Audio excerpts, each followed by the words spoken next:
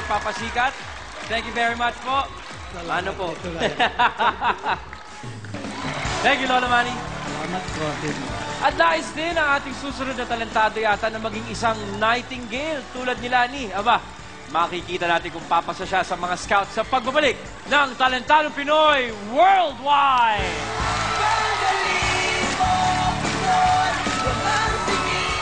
Sa taas ng boses niya, Tagilid ang champion natin sa gabing ito.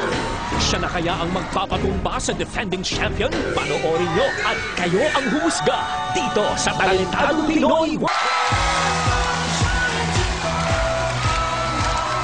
We are back for more phenomenal performances here on your favorite Talentadong Pinoy Worldwide.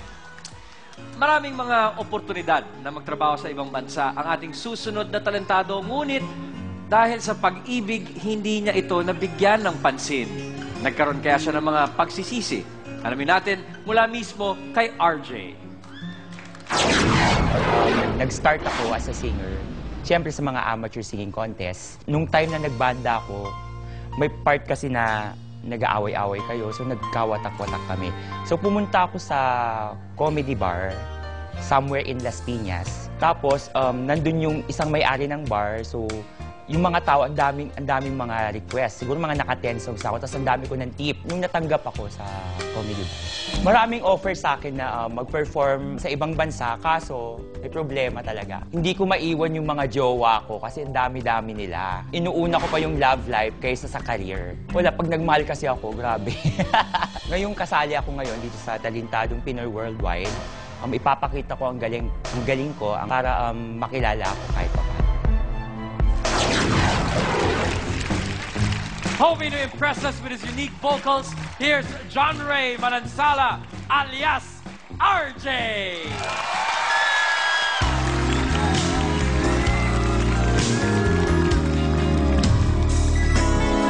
When is this sweet? There's no say no.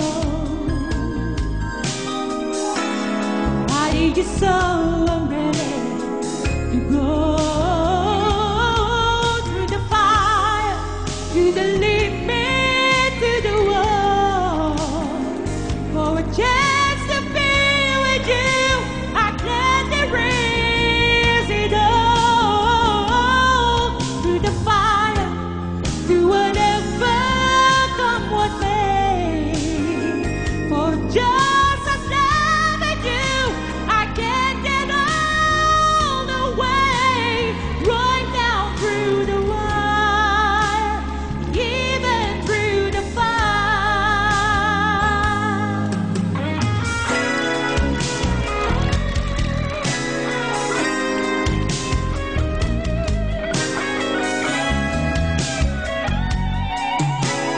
Through the test of time,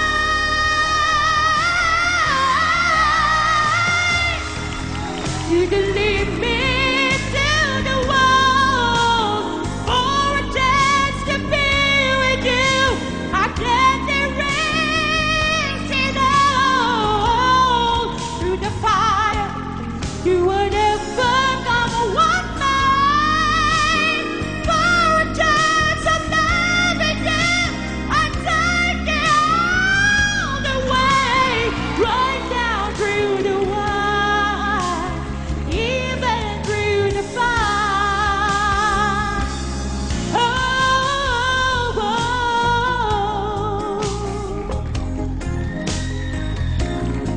through the fire, through the limit, through the fire.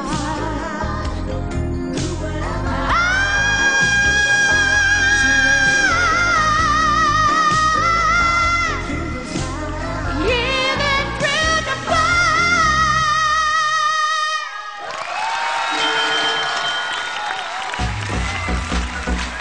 Magandang gabi sa'yo, RJ. Good evening. Direct Joey, you have anything to say about RJ's performance? Hindi ko alam kung gusto ko magbigay ng komentaryo sa kanyang pagkanta o bigyan siya ng payo sa buhay. Okay? Unang-una, tumambling ako nung Through the Fire, ang narinig kong kanta na nanggagaling sa'yo. No? Pero etong komentaryo ko, 3 punto rin. Number 1, do you know how talented you are vocally? Do you realize how talented you are vocally? So, utang na loob, diretsuhin mo yung utak mo, mag-focus ka sa karir mo. Dahil yan love, kalokohan yan pag yan isagabal sa ikagaganda ng buhay mo. Okay? Ikalawa, ito lang ang tanong ko. Gusto mo pa ng higit kaysa sa estado mo ngayon? I assume, kaya sumali ka rito, hindi ba? You have to put in mind na pag nagpe-perform ka, hindi ka lang nasa isang comedy bar. You want something more. So ang kalidad ng performance mo must go beyond a comedy bar. At ikatlo, hanip ang boses mo. Tagilid ang champion natin sa gabing ito. Yun lang. Thank you very much, Direk Joey. Ano naman kaya ang masasabi ni na Sweet at ng original na Nightingale na si Lani sa performance ni RJ? Magkakaalaman na sa pagbabalik ng Talentadong Pinoy Worldwide.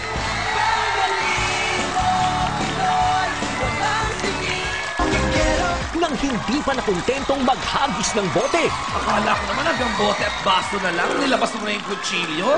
sino kaya sa kanila ang ipangtatapat sa defending champion na si Rina? Alamin yan sa pagbabalik ng Talentadong Pinoy!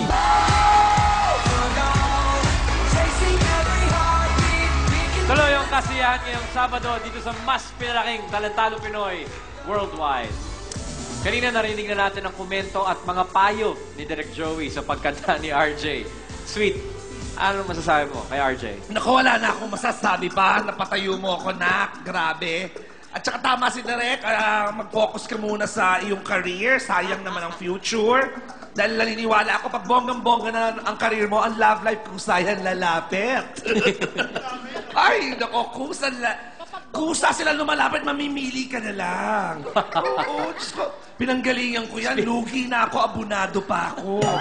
So mag-concentrate muna sa career dahil sayang talaga ang future. Dapat, bihirang-bihira yung ganyan ang itsura, di ba? Tsaka gusto ko yung outfit ko nga pala ngayon na lalaki na may touch of pink lang. Para pag kumanta, o ano kayong lahatin gano'n, may pasabog.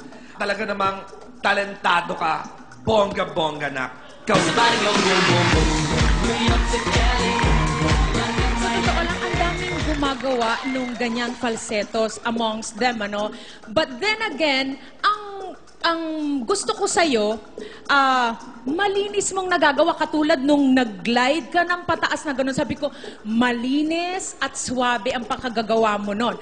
Ngayon, hanggang kailan mo magagawa yan at ano pa yung pwede mong gawin para hindi magiging monotonous na lang? Kasi nadidinig namin kay kanino ba yun? Yun na nga, kung sino man siya sa kabila. Sa parte tinatanong ni Miss Lani kung meron ka pa bang boses maliban doon sa falsetto? Mapapanda ka mo ba kay RJ? Curious Just a few lang lines. kami. Oo. Isang Yung, line lang. Bakit ngayon ka lang? Bakit ngayon kung kailan na aking puso'y mayroon ng laman? Pwede rin. In fairness, batang to, lahat ng klase po. Ako, boses demonyo lang nagagawa ko. Boses anghel, boses lalaki. Ikaw na. Panalo. So yun lang ang gusto kong makita sa'yo sa mga darating pang araw. Ma-enhance mo pa o I do not know kung ano yung pwede mo pang gawin para hindi maging monotonous. So good luck sa'yo. Panalo ang iyong boses. Thank you very much, Talent Scout. Thank you, RJ. Thank you, Ryan. Dating magkalaban sa mga kompetisyon ng ating huling mga talentado hanggat naisipan nilang magsani puwersa. At ngayon, parang magkapatid na daw ang turingan nila. Eto, pakinggan natin ang kwento ni na Apple at Jerome. Bale, nagsimula po yung grupo namin late back 2005. Parati kasi pag competition, kami-kami na lang dalawa yung naglalaban. Kaya, imbis na mag-solo-solo, try naman namin yung tandem. Nagkakaintindihan talaga kami. Hindi kami walang lamangan, parang magkapatid na yung touring namin eh. Nang dahil lang sa bartending. Nag-uusap kami, Tol, kailan ba tayo magkahiwalay? Kailan tayo tutigil? Makita mo talaga yung coordination naming dalawa. Tsaka, tao na yung mag-decide, yung difference talaga eh. Parang Ilonggo's talent at its best.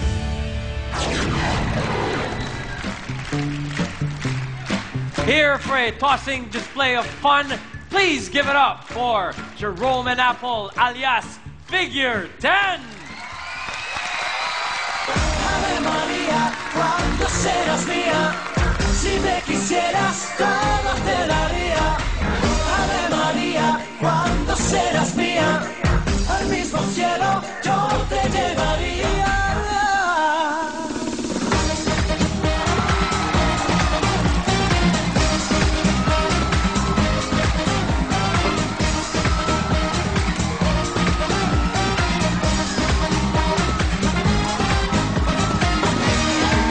Tan solo una palabra que me devuelva la vida y se me quede en el alma.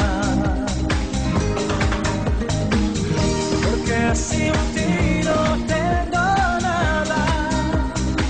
Envuélveme con tus besos, refúgiame en tu guarida.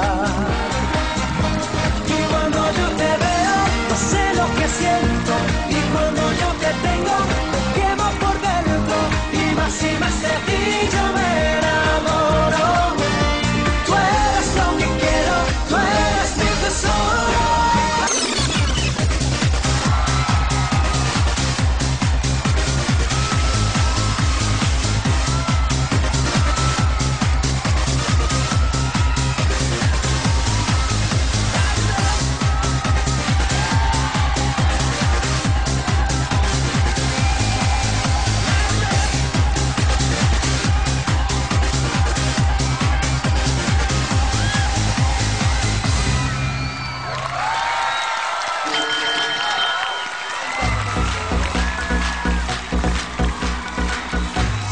Jerome and Apple.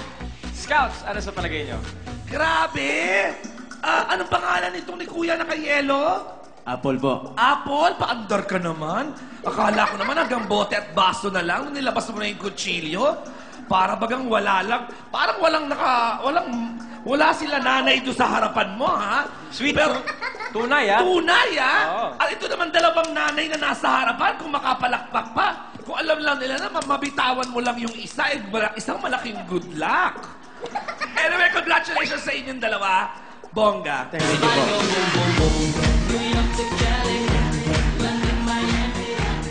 Gano'n na kayo katagal magkasama? Magpa 5 years na po. 5 years. You know what? I commend you for your partnership. Pero sana sa susunod nyo pang pag-appear nyo sa amin, dagdagan nyo pa ng mas komplikado na choreography or movements. At saka, bigyan nyo pa naman kami ng mas magandang smile dyan. So, thank you so much at congratulations. Thank you, ma'am.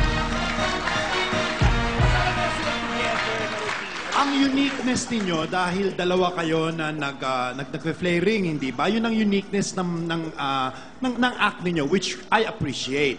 Dahil nga duet kayo, mas kailangan sana yung a greater amount ng concentration ng acts ninyo, yung nagpapalitan kayo. Dahil yun ang hinahanap namin dahil dalawa kayo. Hindi sapat na sabay kayo na maganda ang flaring ninyo, pero wala naman kaming nakikitang interaction. Dapat mas marami pa yung act ninyo na dalawa kayo na nagpapalitan. That would make your act na talagang napaka-unique. Yun lang po.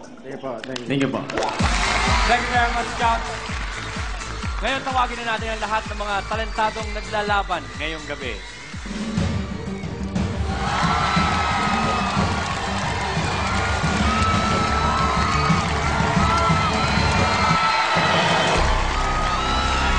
Well, I've been handed the results, ladies and gentlemen, at ito lang, gusto ko lang sabihin na lahat ng mga talentado sa nag-perform ngayong gabi, manalo man o matalo, panalo na po kayo ng 10,000 piso. Ngayon, ang talentadong nakakuha ng highest score na siyang lalaban sa ating defending champion, na ang pangalan ay nakalagay sa sobrang ito, ang makukuha ay siguradong 20,000 pesos and the chance to battle for 50,000 pesos. So, talentados, good luck! Ang nakakuha ng pinakamataas na score mula sa Scouts at Jury ay walang iba kundi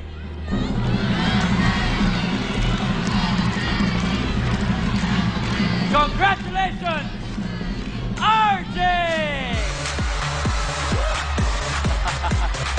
Congratulations, RJ. You now have 20,000 pesos and the chance to go head-to-head with our champion, Rina.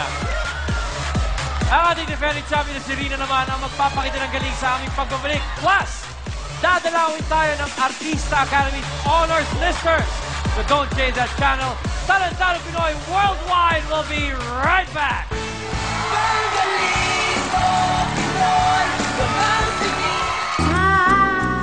I am having an identity crisis looking at you. May kakaibang nangyari kay Direk na siyang kinagulantang ng marami. Pati si Sweet ay biglang nagsabi, Kaya ito pala lunin para hindi na bumalik next week. anong mangyayari?